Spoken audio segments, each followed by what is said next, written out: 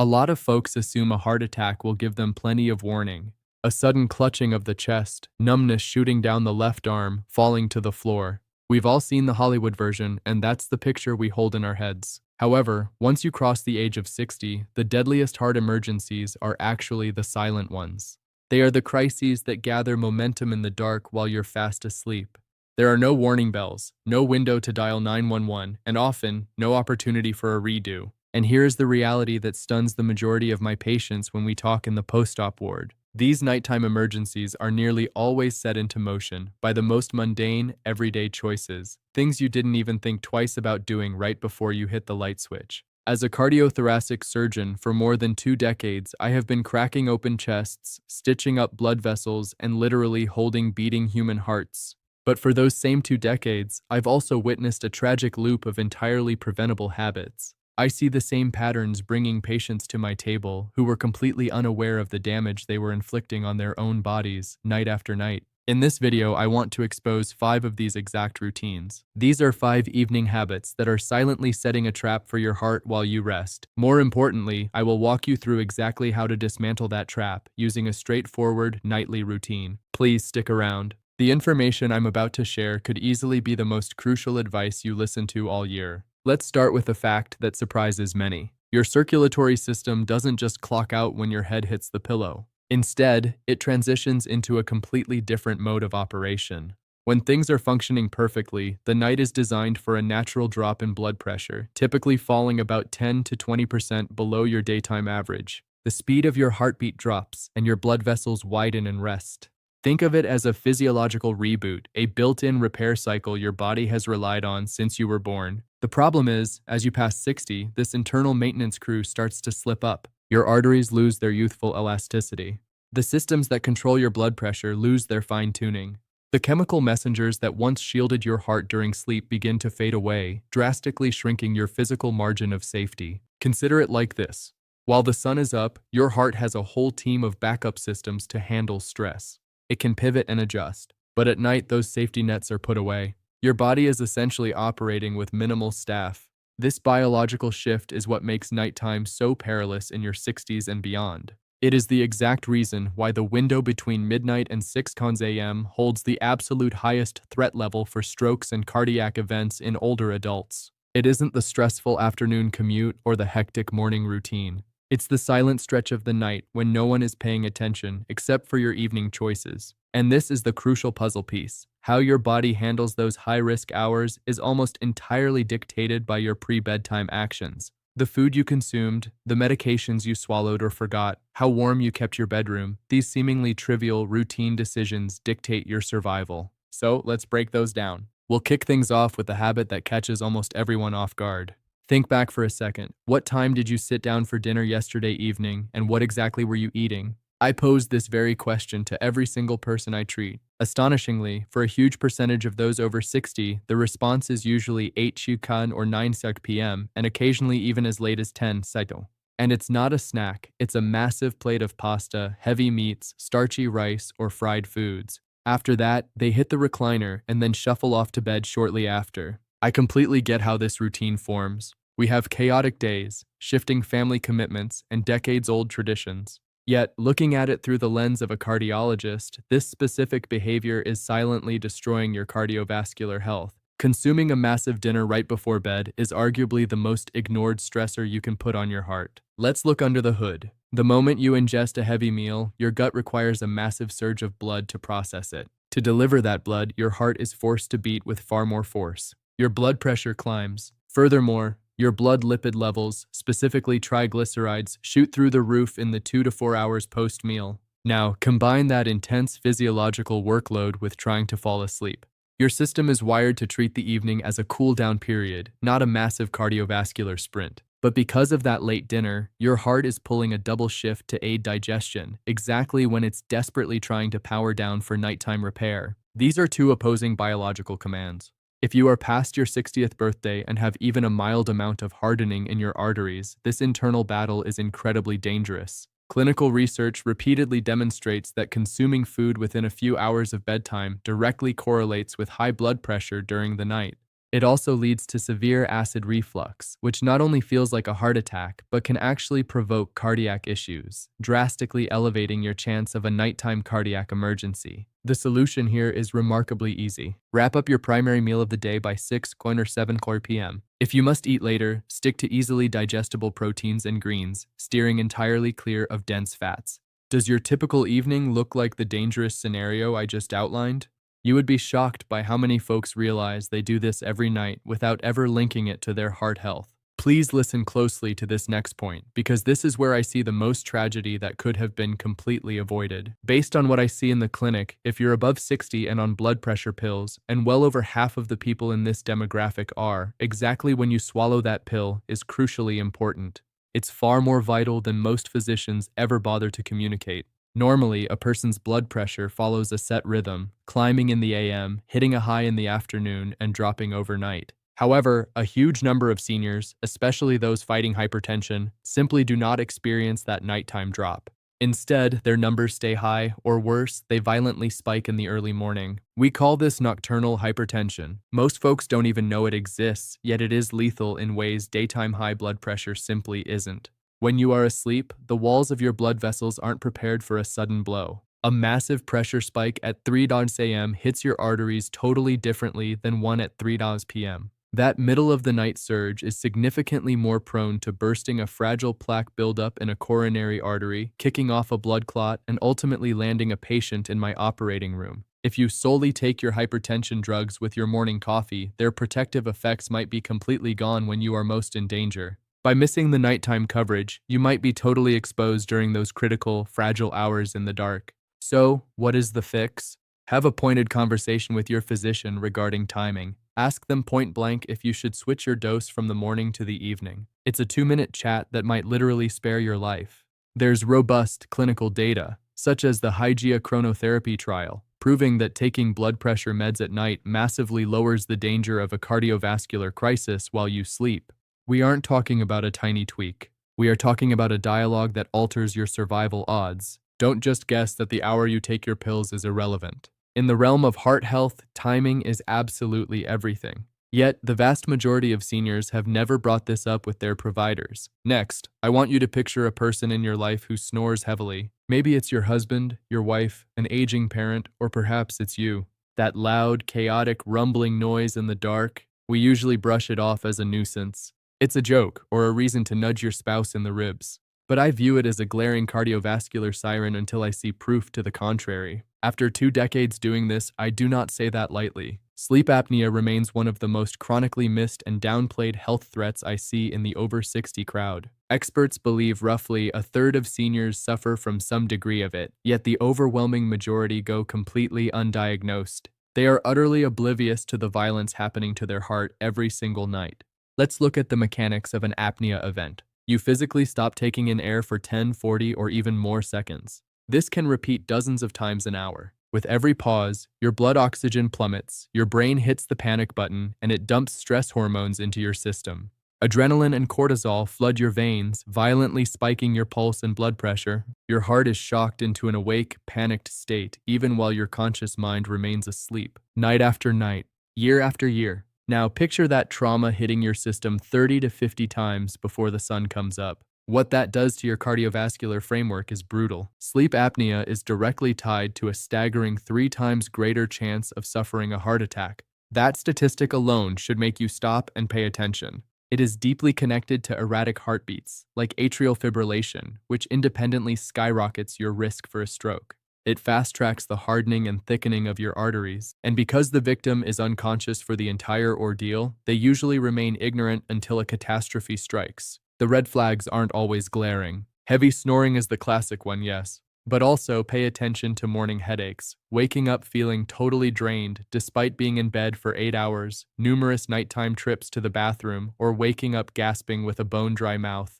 If any of these ring a bell, tell your doctor you need a sleep study. I am very blunt with my own patients about this. If you're a heavy snorer over the age of 60, with any background of cardiac issues or stroke, a sleep apnea evaluation isn't just a suggestion. It is a mandatory pillar of your heart care. Period. The standard fix, usually a CPAP machine, isn't glamorous. I completely get that. But the clinical results for cardiovascular longevity are astounding. Individuals who stick with their CPAP therapy see their blood pressure drop, their AFib occurrences shrink, and their overall cardiac risk plummet. One device, one habit, delivering massive protection. Think hard. Does someone in your home snore? Has anyone ever mentioned you stop breathing at night?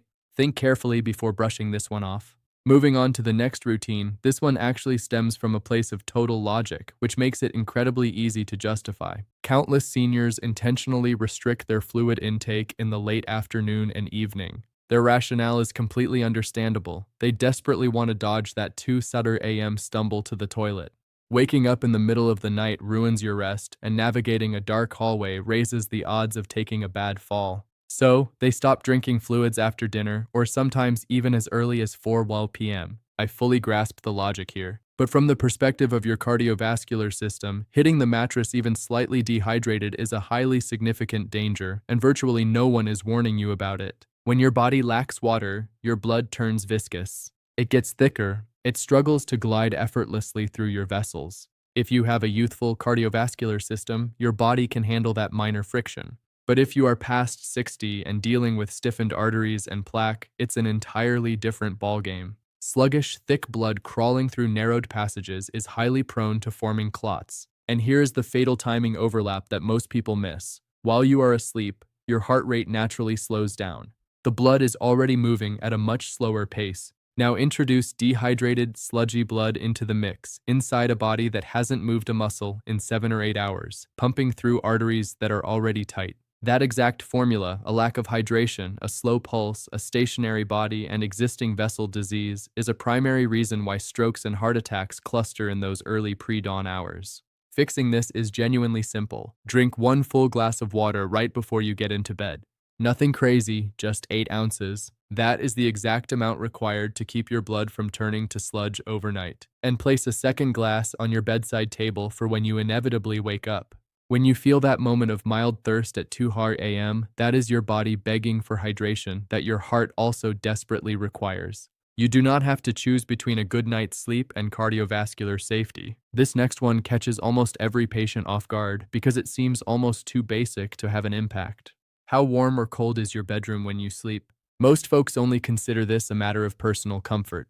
But your cardiovascular system has a very specific temperature preference. And when you stray outside that sweet spot, your heart is forced to put in extra, unseen labor. Let's look at what happens when it's too warm. If your room is sitting above 22 degrees Celsius, or roughly 72 degrees Fahrenheit, your body has to work constantly to shed heat. Your blood vessels open up, and your pulse remains high. You sweat, which drains fluid and leads straight back to the dehydration danger we just covered.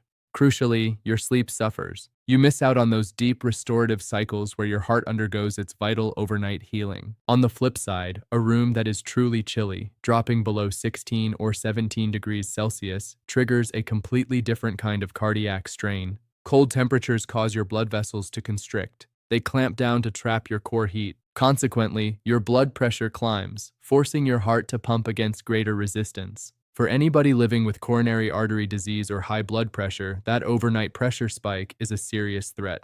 The ideal zone for both solid sleep and cardiac safety falls right between 18 and 22 degrees Celsius, or 65 to 72 degrees Fahrenheit. That specific range keeps you thermally neutral. Your vessels stay relaxed, your pulse stays low, and your sleep remains profound. Just one thermostat adjustment, offering massive protection. Now, hearing all of this might feel like I've just handed you a massive list of new anxieties. Let's completely shift that perspective, because when you combine all 5 of these elements, you aren't left with a list of worries. You are left with a simple, actionable blueprint. I refer to it as the heart-safe evening routine, and it seamlessly blends into your normal schedule without any extreme overhauls. Here is the breakdown.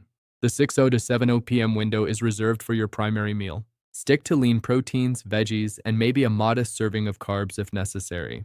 Not a massive banquet, just a sensible dinner at a reasonable time, offering your heart a solid 3 to 4 hours to digest before hitting the pillow. At 7 p.m., tackle your hydration and medications. If your physician hasn't brought up the exact timing for your blood pressure pills, consider this your prompt to initiate that chat. Shifting to an evening dose might offer vastly superior protection. Treat that conversation with the urgency it deserves. From 8:00 to 9:00 p.m., that is your wind-down phase. Take a leisurely stroll, crack open a book, or just chat. This is the exact moment to put away the screens, especially the glaring light of your smartphone, which kills your melatonin production and keeps your nervous system artificially wired right before bed.